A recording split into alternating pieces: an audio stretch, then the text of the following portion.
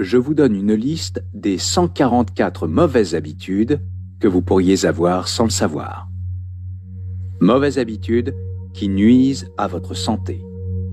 Peu dormir, fumer des cigarettes, boire de l'alcool, avoir une mauvaise posture lorsque vous travaillez assis, être sédentaire, faire moins de 3000 pas par jour, ne pas avoir de rapport sexuel protégé, ne pas boire assez d'eau, sauter les repas, ne pas se protéger du soleil, écouter de la musique forte avec un casque ou des écouteurs pendant des heures, passer trop de temps à regarder un écran, porter des talons hauts pendant trop longtemps. Mauvaises habitudes alimentaires et nutritionnelles.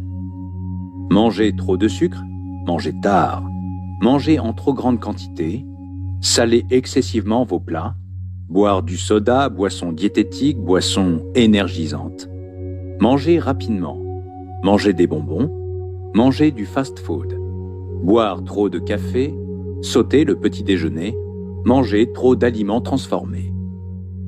Mauvaise habitude de productivité.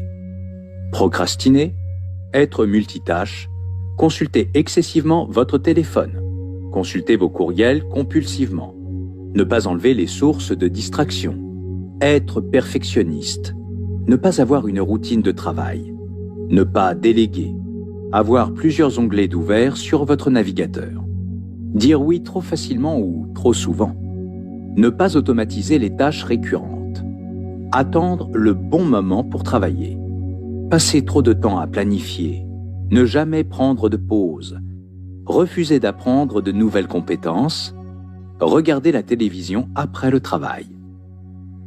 Mauvaises habitudes qui vous font perdre du temps. Consultez vos réseaux sociaux, Facebook, Instagram, Twitter, LinkedIn, Quora. Faire vos courses aux heures de pointe. Regarder des publicités. Regarder la télé-réalité ou la télé tout court. Terminer un livre que vous détestez juste pour le terminer.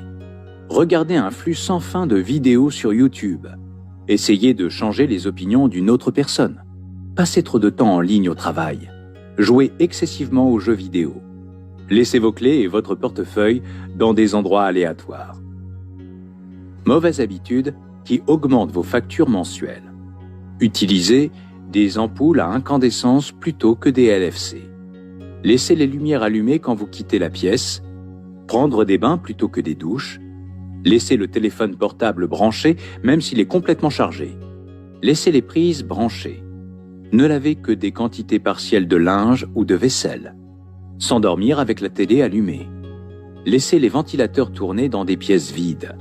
Ne pas utiliser d'appareil économe. Mauvaise habitude personnelle. Utilisez votre téléphone au lit avant de dormir. Restez éveillé tard. Faire des achats compulsifs. Regarder du porno. Être en excès de vitesse sur la route. Vérifier excessivement vos cheveux, sourcils, maquillage, ongles. Se plaindre en public. Oubliez de remettre la lunette des toilettes à l'endroit. Se parler. Craquez vos doigts. Utilisez l'argot. Jouer à des jeux d'argent. Sucer votre pouce. Se ronger les ongles, se toucher les cheveux. Tricotillomanie. Consulter son téléphone lors d'un repas. Parler pendant les films. Manger la bouche ouverte. Mordre votre stylo. Se racler excessivement la gorge. Lécher ou mordre vos lèvres. Parler de soi négativement. Mauvaise habitude d'hygiène de vie. Ne pas vous brosser les dents. Oublier de se raser. Dormir avec du maquillage. Curer votre nez. Toucher vos dents en public. Ne pas se laver les mains. Ne pas nettoyer ses ongles. Ne pas nettoyer ses oreilles. Ne pas changer vos draps chaque semaine. Ne jamais vous brosser la langue. Ne pas se doucher. Gratter vos croûtes ou percer vos boutons. Ne pas nettoyer son clavier. Ne pas couvrir votre bouche quand vous éternuez. Remonter sa braguette en public. Se gratter les fesses. Cracher en public. Ne pas tirer la chasse d'eau. Mauvaise habitude relationnelle toxique. Rester dans une relation toxique. Ne pas avoir de rapport sexuel régulier avec votre partenaire. Aller à des événements sociaux ou des fêtes par obligation, non par désir ou amour. Crier sur votre copain, copine. Essayez de changer votre partenaire. Être mélodramatique. exagérer vos propos, être jaloux, se plaindre excessivement, être toujours négatif en présence des autres, être pessimiste à propos de tout, ne jamais écouter les conseils, opinions des autres, parler en embrassant. Mauvaise habitude d'organisation et d'encombrement. Arriver en retard pour un rendez-vous. Jeter vos vêtements par terre. Ne pas épousseter. Ne pas enlever les chaussures lorsque vous rentrez chez vous. N'avoir aucun horaire pour le désencombrement, l'organisation, le nettoyage. Acheter des choses dont vous n'avez pas besoin seulement pour les garder à la maison. Mettre les plats dans l'évier et ne pas les laver. Emprunter sans rendre les articles. Ne pas jeter vos déchets dans les poubelles publiques. Mauvaise habitude de conversation et habileté sociale. Oubliez les noms des personnes que vous rencontrez, vous répétez, ne pas prêter attention à ce que les gens disent pendant les conversations, ne pas garder le contact visuel, faire du commérage, terminer les phrases des autres, interrompre les autres, chercher la confrontation, être trop critique, être monsieur je sais tout, se vanter, employer des mots grossiers, monopoliser la conversation, dire et ah fréquemment, parler des gens derrière leur dos, ne pas vouloir réseauter, oublier ce que vous avez dit à quelqu'un, réclamer trop d'attention sur votre personne, troller dans des commentaires, raconter des secrets, être antipathique, parler la bouche pleine, exagérer vos propos, mentir. Téléchargez Quizilla. Il s'agit d'un tracker de mauvaises habitudes. L'application vous permet de surveiller diverses dépendances simultanément, d'afficher un résumé de vos progrès en cours et des économies réalisées. Il y a aussi un processus de gamification, l'exploitation des techniques et des mécanismes de jeu, où vos efforts peuvent débloquer des trophées et des récompenses. Pour les fumeurs, testez des applications spécialisées pour arrêter de fumer. Essayez Smoke Free, Arrêter de fumer assistant, Smoker Stop, Quit Now, Quit QWIT et Quit KWIT. Il y a aussi l'incontournable best-seller d'Allen Carr, La méthode simple pour en finir avec la cigarette, dont la lecture a aidé des centaines de milliers de personnes à arrêter de fumer. Étape 2. Identifier les déclencheurs. La meilleure façon d'améliorer votre maîtrise de soi est de voir comment et pourquoi vous perdez le contrôle. Kelly McGonigal, psychologue et auteur du livre L'instinct de la volonté. Pourquoi ? La clé pour se défaire de toutes sortes de mauvaises habitudes se trouve dans la compréhension de la façon dont nous prenons les décisions. Et cela passe d'abord par les déclencheurs. Cependant, il s'avère que le déclencheur constitue souvent la partie la plus difficile à identifier de nos habitudes, en raison du trop-plein d'informations qui nous est bombardé au fur et à mesure que nos comportements se développent. Heureusement, on peut trouver pratiquement tous les déclencheurs parmi les 5 catégories qu'énonce Charles Duhigg. Le lieu, le temps, l'état émotionnel, les autres personnes et une action immédiate précédente. Si vous arrivez à reconnaître quand se produisent les envies, les conditions et les sentiments à ce moment-là, vous saurez alors pourquoi cette mauvaise habitude existe. Comment ? 1. Identifiez vos déclencheurs. La prochaine fois où vous prendrez votre mauvaise habitude, écrivez les réponses aux questions suivantes. Lieu. Où êtes-vous ?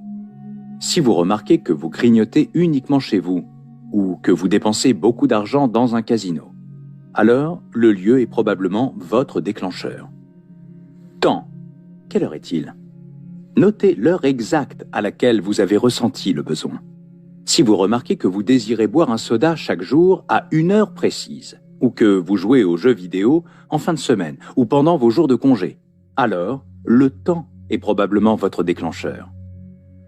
État émotionnel. Comment vous sentez-vous ? Si vous remarquez que vous grignotez parce que vous avez faim, ou que vous faites une sieste parce que vous êtes fatigué, ou encore que vous remarquez que vous procrastinez lorsque vous êtes stressé, alors l'état émotionnel est votre déclencheur. Les autres gens. Qui d'autre est dans le coin ? Si vous ne buvez de l'alcool qu'en compagnie de certains amis, alors ces personnes sont probablement vos déclencheurs. Une action immédiate ou spécifique. Quelle action a précédé l'envie? Si vous fumez après un café, alors l'action immédiate est votre déclencheur. 2. Suivez vos habitudes pendant une semaine. L'objectif est de cartographier votre mauvaise habitude en vue de vous familiariser avec les tendances récurrentes articulées autour de votre désir. En comprenant mieux votre mauvaise habitude, vous serez en mesure de mieux la contrer en anticipant les obstacles et les envies. Le moyen le plus simple de suivre vos expériences est de créer un tableur. Créez 7 lignes et identifiez chacune d'elles à un jour différent. Ajoutez des colonnes en utilisant les 5 questions précédemment énoncées. Je vous donne un exemple pour une journée à laquelle correspond une idée de déclencheur liée à une mauvaise habitude, fumer une cigarette. Où suis-je? À l'extérieur dans une terrasse pour prendre une pause. Quelle heure est-il? 10h24. Comment je me sens? Heureux. Qui d'autre est dans le coin? Une collègue qui me plaît. Que s'est-il passé juste avant que j'aie cette envie? Elle m'a proposé de l'accompagner pour fumer une cigarette. 3. Créer un plan pour anticiper les obstacles et les envies avec une phrase qui fait le lien entre un déclencheur et une action spécifique. L'important est d'identifier la récompense pour savoir quel comportement pourrait apporter la même satisfaction sans passer par la mauvaise routine. Cela se rapproche beaucoup du modèle de l'implémentation de l'intention que nous avions vu en partie 2. Mais cela comprend une légère variante en prenant en compte un des déclencheurs. Lieu, temps, état émotionnel d'autres personnes, action immédiate ou spécifique précédente. La formule « quand, déclencheur ou envie », alors je ferai, routine, parce que cela m'apportera récompense. Quand je me sentirai fatigué à 14h, déclencheur, alors je sortirai pour marcher un peu pendant 15 minutes, routine, parce que ça m'apportera de la fraîcheur, récompense. Selon moi, ce n'est pas la technique la plus efficace, car vous pourriez vous retrouver démuni face à un imprévu. Mais cela peut être utile pour ceux qui souhaitent avoir un petit plan en tête pour contrer leurs envies et en avoir conscience. Vous pourriez aussi dire à haute voix la mauvaise habitude que vous vous apprêtez à faire comme « Attention, j'ai envie de procrastiner parce que je suis stressé et que je veux jouer à un jeu vidéo pour me détendre. Mais cela va me retarder encore plus dans mon travail et me faire éprouver quelques regrets sur le temps perdu. » Certes, cela ne va pas changer grand-chose, mais peut-être que vous serez moins tenté de céder à la tentation pour trouver une alternative plus saine. Étape 3. Rendez-la invisible et difficile à faire. Les personnes qui ont une grande maîtrise d'elles-mêmes ont tendance à passer moins de temps dans des situations tentantes. Il est plus facile d'éviter la tentation que d'y résister. James Clear, entrepreneur et auteur du livre Atomic Habits. Pourquoi? D'après les recherches de Lee Robbins, pendant la guerre du Vietnam, 20% des soldats américains étaient dépendants à l'héroïne et 35% avaient essayé la drogue. Après leur retour au pays, plus de 90% des soldats héroïnomanes ont arrêté l'héroïne presque du jour au lendemain. Une conclusion qui a remis en cause l'idée qu'une telle dépendance est irréversible. Seuls 5% d'entre eux ont recommencé à consommer de l'héroïne. Quelle était la cause de ces résultats étranges? Leur contexte et leur environnement. Au Vietnam, les soldats américains se trouvaient en zone de guerre dans un pays étranger, où ils ne voulaient pas être, soumis à un stress extrême, car ils pouvaient être forcés de tuer ou de mourir à tout moment. Ajoutez à cela qu'ils étaient entourés par d'autres héroïnomanes et que la drogue était facilement accessible. Dans un tel environnement hostile et incertain, la consommation d'héroïne est devenue leur nouvelle norme. Lorsqu'ils sont rentrés chez eux, les soldats se sont soudainement retrouvés dans un environnement complètement différent. Ils n'étaient plus dans une zone de guerre, mais chez eux. Ils n'étaient plus entourés par d'autres toxicomanes, mais avec leur famille et leurs amis. Et ils ne savaient pas vraiment comment trouver de l'héroïne. Il n'y avait plus de déclencheur favorisant la consommation d'héroïne, ce qui a aidé les soldats à abandonner leur dépendance. En chimie, L'énergie d'activation désigne la quantité minimale d'énergie requise pour déclencher une réaction chimique, qui est toujours supérieure à la quantité nécessaire pour maintenir la réaction. Lorsqu'une allumette touche sa boîte, rien ne se produit. Mais lorsque vous la frottez avec suffisamment de force, cela déclenche une combustion spontanée. Ce concept s'applique tout aussi bien aux habitudes, puisque chaque comportement nécessite une certaine quantité d'énergie, de volonté et de motivation pour le faire. Plus il y aura d'obstacles, moins vous aurez envie d'agir et vous choisirez quelque chose de plus simple à faire. Et si vous êtes fatigué, vous cesserez d'agir à un moment donné, telle une flamme qui s'éteint lorsqu'elle n'a plus d'air. Le contexte environnant joue un rôle important dans le déclenchement d'une habitude. Et vous ne vous facilitez pas les choses en vous laissant en proie à la tentation et au désir.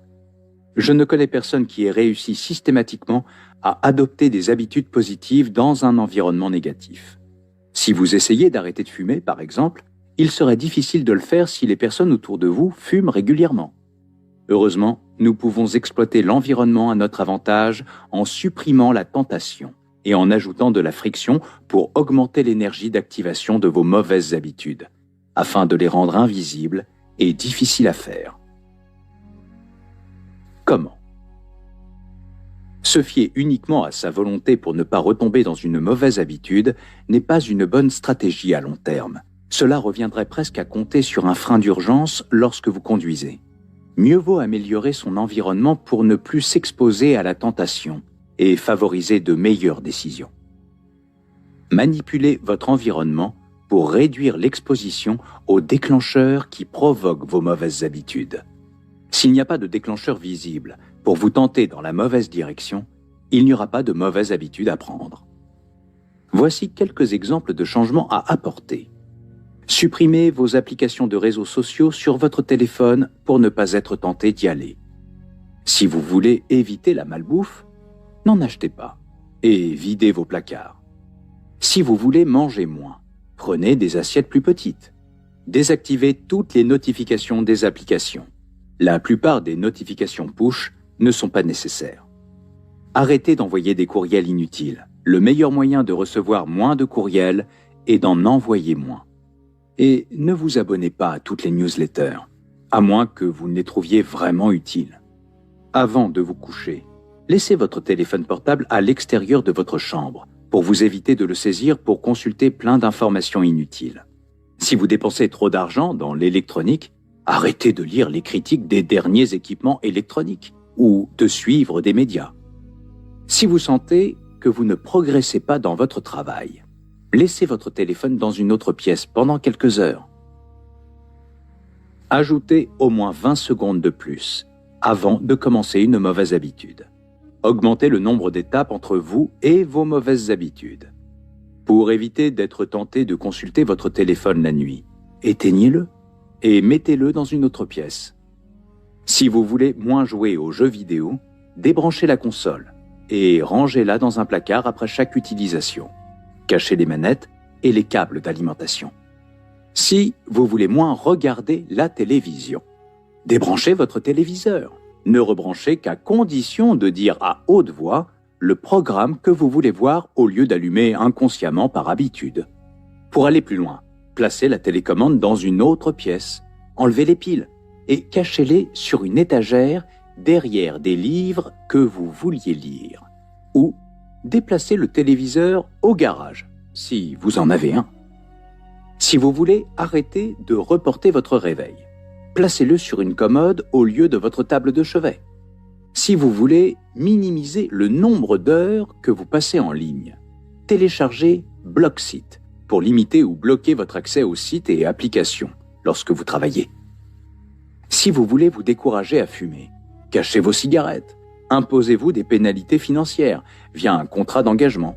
Débarrassez-vous de tous vos briquets et ne vous autorisez à fumer qu'à l'extérieur. La fenêtre ne compte pas, sortez vraiment dehors. Par ce procédé, fumer devient soudainement peu évident, inintéressant, difficile à faire et insatisfaisant. Limitez vos options avec la technique de l'extrémisme progressif pour éviter de compter sur la volonté. Nir Eyal, auteur de Hooked, propose d'arrêter définitivement des habitudes spécifiques progressivement, afin de ne plus avoir à y réfléchir. Si vous êtes de confession juive ou musulmane, vous ne vous demandez pas si vous devriez manger du porc ou boire de l'alcool. Votre identité outrepasse la volonté en rendant vos choix logiques, car ils sont cohérents avec ce que vous êtes. Commencez par choisir quelque chose que vous pouvez abandonner sans problème, mais pour toujours, afin d'ancrer progressivement votre identité dans la réalité. Vous pouvez même tenir une liste. Par exemple, si vous voulez devenir végétarien, l'identité souhaitée est celle d'une personne qui ne consomme pas de chair animale. Vous pourriez, petit à petit, commencer par manger des légumes à chaque repas, puis, progressivement, arrêter de manger des animaux qui ont 4 pattes, bœuf, cochon, agneau, etc. Puis, cesser de manger des animaux qui ont 2 pattes, poulet, dinde, etc., jusqu'à finir par ne plus manger des animaux sans pattes, poissons, huîtres, palourdes, etc. Si vous souhaitez devenir végétalien, l'identité souhaitée est celle d'une personne qui consomme uniquement des produits issus du monde végétal et qui exclut tout produit alimentaire d'origine animale, œufs, produits laitiers, miel, etc. Si vous souhaitez devenir végane, l'identité souhaitée est celle d'une personne qui adopte un régime végétalien et qui exclut tout produit provenant des animaux par l'exploitation, fourrure, cuir, laine, soie, alpaga, cachemire, cire d'abeille ou testé sur eux, cosmétiques, médicaments, produits d'hygiène et d'entretien. Le véganisme est aussi un mode de vie qui s'inscrit dans la défense des droits des animaux et cherche à redéfinir les relations entre les humains et les animaux. Un tel changement de vie réclame des micro-concessions au quotidien et peut entraîner de nombreux bouleversements, changement du régime alimentaire et de consommation, santé, changement d'entourage social, militantisme. Si abandonner quelque chose vous semble trop difficile, c'est peut-être une étape trop importante et vous devez trouver une plus petite concession. Au lieu d'abandonner le bœuf, vous pouvez abandonner le hamburger, puis après abandonner le steak et ainsi de suite. Bien entendu, ce processus prend des mois et des années avant de passer à l'échelle supérieure. Ramenez les mauvaises conséquences à long terme de vos choix dans l'immédiat. Vos mauvaises habitudes prises maintenant auront un impact négatif sur votre futur. Vous souhaitez arrêter de fumer? Fermez les yeux et imaginez-vous 20 ans plus tard, annoncer à votre enfant qu'on vous a diagnostiqué un cancer du poumon. Est-ce que la cigarette est toujours aussi tentante maintenant? Plus vous êtes connecté à votre futur et moins vous êtes susceptible d'éprouver des regrets. Examinez la situation d'une manière plus critique afin que vous puissiez prendre du recul, refroidir vos ardeurs et agir avec plus de discernement. Étape 4. Trouvez un partenaire de responsabilité. Le contraire de la dépendance n'est pas la sobriété. Le contraire de la dépendance est la connexion. Johann Hari, journaliste et auteur du livre Chasing the Scream. Pourquoi? Combien de fois avez-vous essayé de respecter un régime en privé? Ou avez-vous décidé d'arrêter de fumer sans le dire à personne? De cette façon, personne ne vous verra échouer. Parfois, nous trouvons tous une foule d'excuses qui nous inciteront à nous dérober aux engagements que nous prenons. C'est pourquoi l'implication des autres est un élément important pour maintenir une pression sociale. Les humains ont un besoin inné pour se rapprocher d'autrui et créer des liens. Nous nous soucions profondément de ce que les autres pensent de nous, et nous ne voulons pas que les autres en aient une moins bonne opinion. Selon Johann Hari, dans son livre Chasing the Scream, la dépendance est la combinaison de substances potentiellement addictives et d'individus prédisposés à la dépendance. Quand nous sommes heureux et en bonne santé, nous nous lions avec les gens autour de nous. Mais lorsque nous nous retrouvons dans l'incapacité de tisser des liens sociaux parce que nous sommes traumatisés, isolés ou que nous vivons dans la précarité et l'incertitude, nous nous lierons avec quelque chose qui nous apaise et qui se substitue aux liens humains manquants.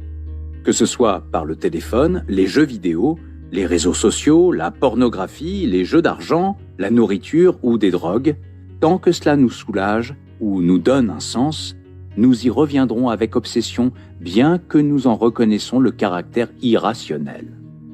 Même si cela peut avoir des conséquences fâcheuses et nuisibles, nous nous lierons à quelque chose, car cela fait partie de notre nature humaine. Le moyen de sortir de ces liens malsains est de créer des relations saines pour être avec des gens dont vous désirez la présence. Un partenaire de responsabilité est une personne qui vous recentre sur vos efforts et saura vous tenir responsable pour tenir vos engagements envers vous-même. Le pouvoir derrière la responsabilité, c'est qu'elle vous permet d'exercer une influence sur vos objectifs. Savoir que quelqu'un vous regarde peut être un puissant facteur de motivation et vous aide à rester sur la bonne voie. Vous êtes moins susceptible de procrastiner et d'abandonner, car il y a un coût immédiat pour l'inaction. Si vous ne suivez pas, ils nous verront peut-être comme indignes de confiance ou paresseux. Pensez aux équipes sportives qui jouent leurs matchs à domicile. Cela ajoute une motivation et une pression supplémentaire. Les joueurs ne veulent décevoir ni leurs partenaires, ni leurs supporters. Toujours d'après Johann Hari, une addiction est juste un symptôme de la crise de déconnexion qui se passe autour de nous. C'est tout le paradoxe de notre époque. Nous n'avons jamais été aussi solitaires dans une des sociétés les plus connectées dans l'histoire de l'humanité. Il est temps d'attirer des relations saines et de s'entourer de bonnes influences. Comment? Trouvez votre partenaire de responsabilité. Vous serez plus déterminé à poursuivre le changement d'habitude si vous êtes responsable en présence d'un ami ou d'un membre de votre famille. Pensez aux personnes qui partagent le même désir de se défaire d'une mauvaise habitude. Déterminez ce dont vous voulez être tenu responsable. Clarifiez vos intentions et laissez-les vous dire si vous êtes sur le bon chemin ou non. Si vous êtes en difficulté, vous pourrez en parler et avoir un avis extérieur qui vous sera précieux. Trouvez le bon milieu. Soyez vraiment conscient des personnes avec qui vous passez votre vie. Pas comme un élitiste snob, mais comme quelqu'un qui essaie de cultiver la meilleure vie possible. Interrogez-vous sur les personnes que vous rencontrez et avec lesquelles vous passez du temps. Est-ce qu'ils me rendent meilleur? Est-ce qu'ils m'incitent à progresser et à devenir responsable? Ou me nivellent-ils par le bas? Maintenant, avec la même intention, posez la question la plus importante. Devrais-je passer plus ou moins de temps avec ces gens? En cas de difficulté, demandez-vous comment quelqu'un que vous admirez se comporterait face à la situation. Cela pourrait être un proche, un mentor ou une personnalité connue. Que ferait cette personne à votre place? Visualisez-vous à ses côtés pour vous imprégner de ses qualités. Une autre manière de faire est d'être entouré de personnes qui sont impliquées dans les mêmes défis que vous. Étape 5. Créer un contrat d'engagement. Quand il s'agit de pommes, Adam et Ève ne sont pas les seuls à être impatients lorsqu'on leur présente une tentation immédiate. Jan Ayers, avocat, économiste et auteur du livre Carrots and Sticks. Pourquoi? Imaginez si tous les propriétaires de chiens risquaient une amende de 1 000 € s'ils ne ramassent pas la crotte de leur chien sur le trottoir. Ou qu'une amende de 1 000 € est prête à être infligée à quiconque fumant une cigarette dans l'espace public. Ou encore que pour pouvoir acheter des cigarettes, il faudrait payer 5 000 € pour avoir un permis de fumer valable seulement pour 1 000 cigarettes. Face à une telle sanction, vous pouvez être sûr que les propriétaires paresseux ramasseraient la crotte immédiatement et que de nombreux fumeurs arrêteraient la cigarette aussitôt. Nous sommes plus susceptibles de poursuivre un comportement s'il est immédiatement récompensé. Et nous sommes moins susceptibles de poursuivre un comportement s'il est immédiatement puni. C'est ce que nous avons appris dans la partie 1, avec le conditionnement opérant de Skinner. Un comportement récompensé est susceptible d'être répété et un comportement réprimandé est susceptible d'être abandonné. Nous cherchons ici à exploiter cette tendance à notre avantage en introduisant une conséquence négative immédiate à notre dépendance. Par ce procédé, nous brisons le cercle vicieux de la dépendance qui nous prédispose à rechercher les récompenses immédiates aux dépens d'objectifs à long terme. Nous sommes invités à prendre conscience des méfaits de la mauvaise routine pour nous décourager face à la tentation et nous détourner du comportement indésirable. Plus la punition est élevée, plus elle sera dissuasive et donc efficace pour vous inciter à respecter votre engagement. Une façon de procéder consiste à conclure un contrat d'engagement. Un contrat d'engagement est un accord verbal ou écrit dans lequel vous énoncez votre engagement envers une habitude particulière ou un objectif particulier et la sanction qui sera appliquée si vous ne respectez pas votre engagement. Ensuite, vous trouvez une ou deux personnes qui agissent en tant que partenaires de responsabilité et signent le contrat avec vous. Comment ? Je précise que cette technique peut être très efficace pour tenter de lutter contre une addiction tenace. Fumer, manger trop, dépenses excessives, réseaux sociaux, jeux vidéo, téléphone, etc. Mais ne l'employez pas pour une petite routine sans gravité. Se toucher les cheveux, laisser traîner ses chaussettes par terre, ce serait contre-productif.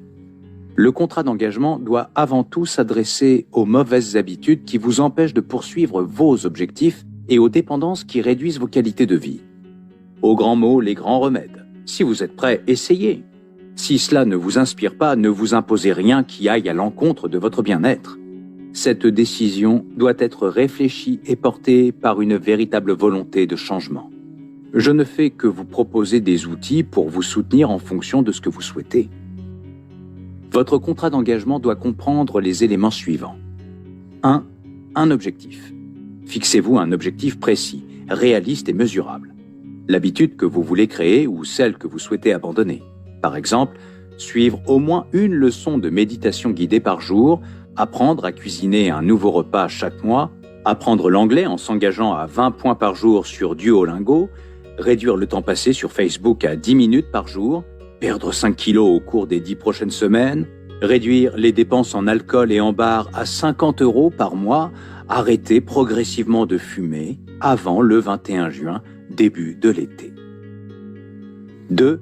Une pénalité dissuasive. Pour que le contrat de travail ait un impact, le non-respect de l'objectif poursuivi devra se traduire en une sanction. Par exemple, si vous dépassez un certain poids, vous pourrez vous engager à payer une amende de 100 € à un parti politique totalement opposé à vos idées ou encore donner 50 € à un ami chaque fois que vous ne venez pas courir avec lui. 3. Un certain degré d'exposition publique. Nous réagissons aux pressions sociales en agissant de manière à nous protéger du ridicule.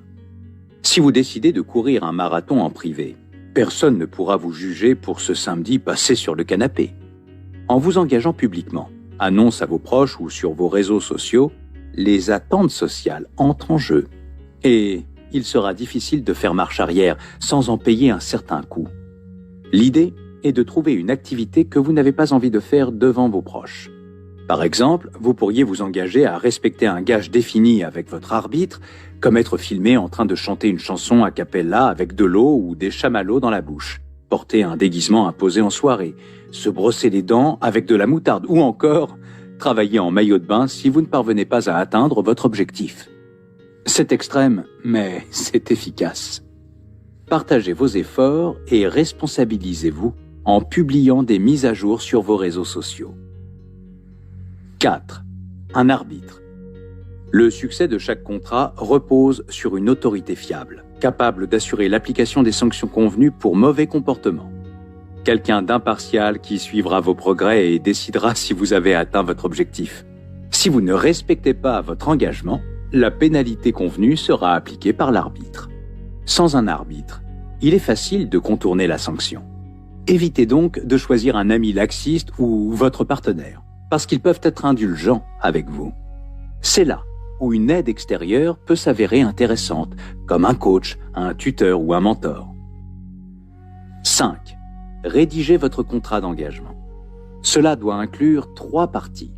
L'habitude que vous voulez prendre ou défaire, une sanction si vous ne la respectez pas, et un arbitre. Le format peut être le suivant. Je m'engage à Objectif, engagement. Si je ne le fais pas, je ferai sanction. Mon arbitre sera identité de l'arbitre. Ainsi, je m'engage à perdre 1 kilo pendant 1 mois. Si je n'y arrive pas, j'enverrai 100 € à un ami et je ferai savoir à mon réseau Facebook que j'ai échoué. Mon arbitre sera Chuck Norris, le seul homme qui a déjà compté jusqu'à l'infini 2 fois. 6. Imprimez votre contrat et placez-le à un endroit où vous le verrez tous les jours. Toilette, porte du réfrigérateur. Si vous préférez un contrat d'engagement numérique, essayez Beeminder ou Stick. Ces services permettent aux utilisateurs de saisir des contrats d'engagement en ligne. Le principe est simple. Vous énoncez votre objectif, vous fixez une intention avec des délais précis et vous avez la possibilité de parier de l'argent sur votre succès. Votre argent sera donné à une cause qui ne vous plaît pas si vous échouez.